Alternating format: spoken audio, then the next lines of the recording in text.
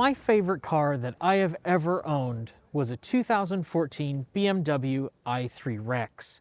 The i3, of course, isn't being made anymore, which is part of why I was so excited to get some time up close with the BMW iX, which has to really be considered the spiritual successor to my i3. You can see some of the stylistic cues from its i3 ancestor in this car.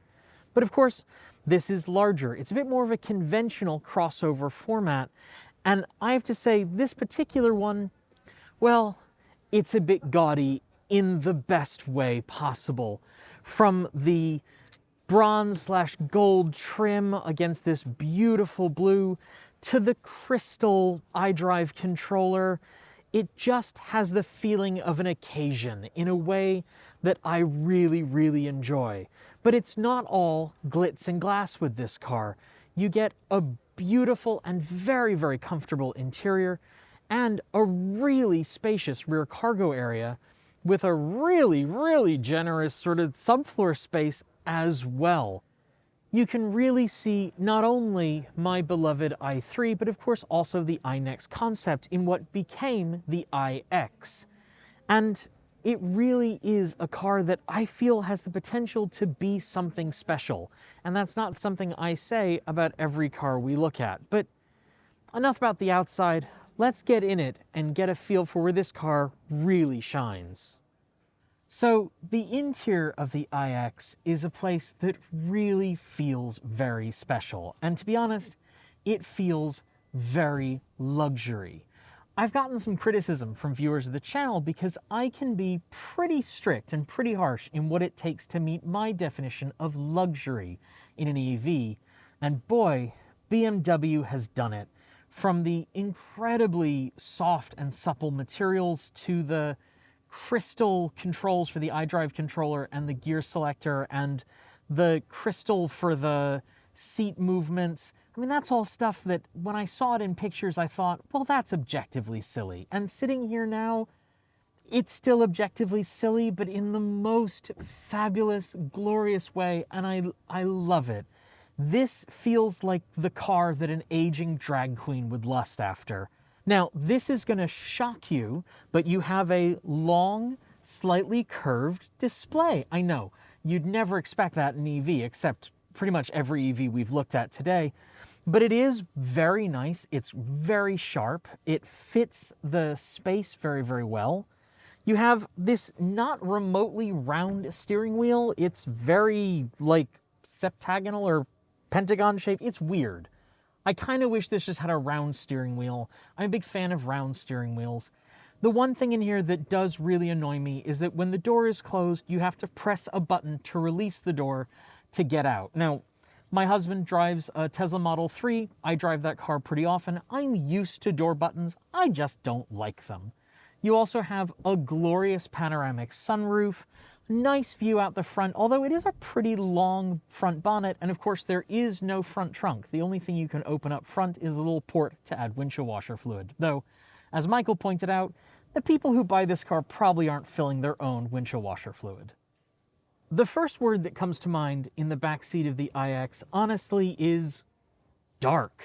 It's really dark back here. In fact, Nikki, could you get me some light, please? That's better.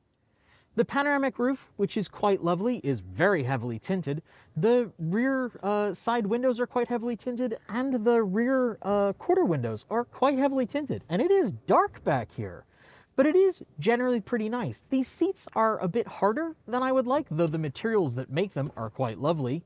In the back of the seat in front of you, you've got two USB-C ports on each seat, which is nice, although I feel like having the wires hang there would get kind of old. Like the back seat of many, many EVs I've sat in, my thigh clearance isn't what I want. The distance between the floor and the bottom of the seat is too small for my taste.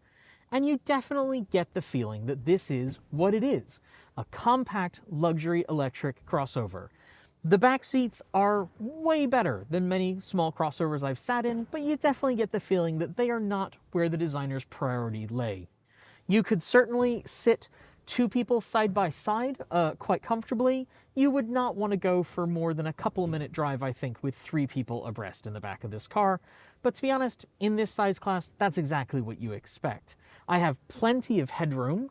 I have good lateral room. It's not bad at all. It's just not as comfortable as I would like. And these seats, the more I'm sitting here, are remarkably hard, especially given the front seats were really comfortable. But I think for what this car is, the back seat is everything it needs to be. Okay, you can't talk about the BMW iX without talking about the elephant in the room, or maybe the beaver, as the case may be, and that is this front end.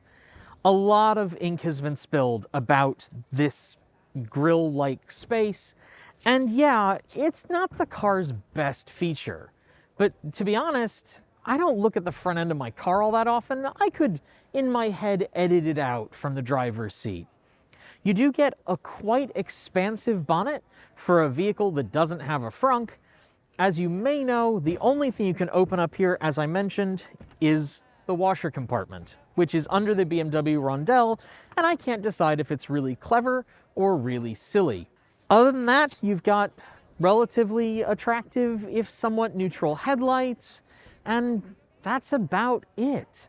It's not the car's best angle. I think this car looks beautiful from the side profile, and it looks like a BMW from the front in maybe not the best way ever. But again, I can live with it.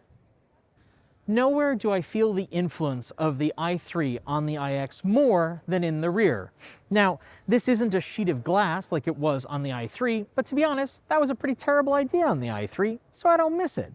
But I can sort of see the i3's rear face a bit in this design, and certainly you can see it in the side sort of rear quarter. Of course, like pretty much every other higher-end EV we've looked at, the iX has a powered liftgate. Press the button, the liftgate opens. I will say it opens pretty quickly, and I really like that. And you immediately notice that it's really chunky.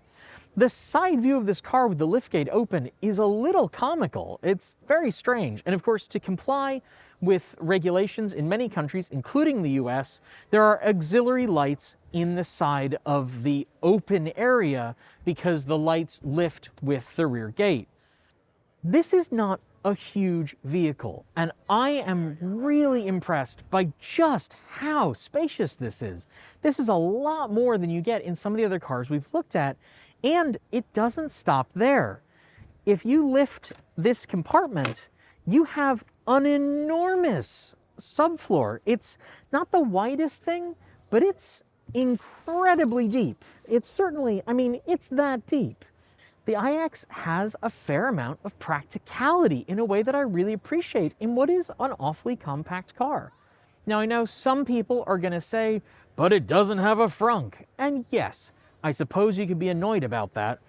But this subfloor here is bigger than almost every frunk of every EV I've ever seen, so I'm really okay with it, especially when compared with how much other space you have. All around, if money is no object, this is a really versatile, luxurious, fabulous automobile from what we're seeing, and I cannot wait to get one out on the road. That's the BMW iX, and I have to say, of all the cars we've looked at, this one's breaking my heart. I hadn't expected to absolutely fall in love with this thing, and I know that it's objectively kind of silly, but it's so fabulous, and it's so practical. It's really everything I want except for the sticker price. So that's it for today. If you liked the video, be sure to give it a thumbs up, and don't forget to leave your thoughts below or in our free to join Discord chat room. There's a link in the video description. If you haven't already, make sure you've subscribed to this channel and our other channel, Trents Revolve Take 2, and give the bell a gentle ding to make sure you're told when our next video goes live. Thanks on behalf of the entire T crew go out to the folk on my right for being our $15 to $49 a month supporters. Special thanks to our $50 a month supporters, Chris Maxwell, Bennett Elder, Brian Newton, Jason Boder, Dave Kitchen, Michael Goad, Ricky Leong, Andrew Martin, Guido Drahada, Brophy Wolf, Tezlin Nagong, Gordon C., Stephen O'Donohue, Kyle Hodson, Anthony Coates, Raging Fellows, Rory Litwin, Anonymous Freak, Jim Burness, and Denny Hyde.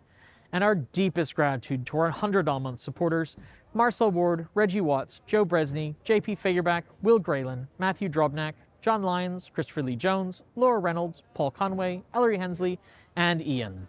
Feeling left out? You can join Patreon at the link below, click the join button on YouTube, become a channel member, or show us your support through Bitcoin, Ko-fi, or our cool swag store. All those links are in the video description. Thanks for joining me, and as always, keep evolving!